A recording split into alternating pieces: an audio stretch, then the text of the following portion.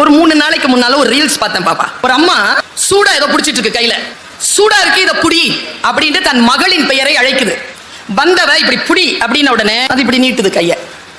அந்த அம்மா சொல்லுது இங்க இப்படி சூடா இருக்கு, மறுபடியும் இப்படி மறுபடியும் சொல்லுது, மறுபடியும் இப்படி நீட்டுது. உங்களுக்கு தெரியல நம்ம அம்மா எல்லாம் என்ன செய்வாங்க, கடைசியா சத்தம் போட்டு திட்டின உடனே இல்ல அந்த பொண்ணு இப்படி பிடிச்சது.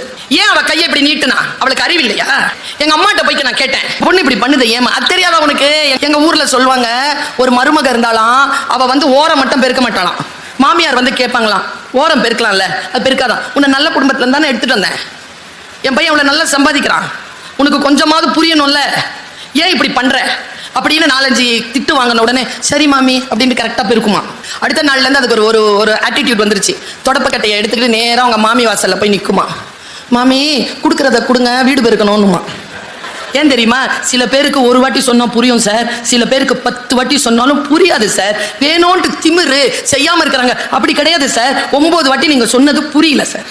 சரி, ஏன் புரியாம போகுது தெரியுமா? நான் ஒண்ணு சொல்றேன், போனை எப்ப பார்த்தாலும் பார்த்துக்கிட்டே இருந்தீங்கன்னா யார் சொன்னாலும் புரியாது. புத்தகத்தை படிச்சீங்கன்னு வச்சுக்கோங்களேன், எவன் சொன்னாலும் புரியும். அதுக்கு பெயர் தான் கல்வி, அதற்கு பெயர் தான் அறிவை கூர்த்திட்டுதல். அதனால் சொல்லுகிறேன், இந்த அறிவை கூர்த்திட்டி தந்த புத்தகங்களே உங்களுக்கு நன்றி. Download ShareChat.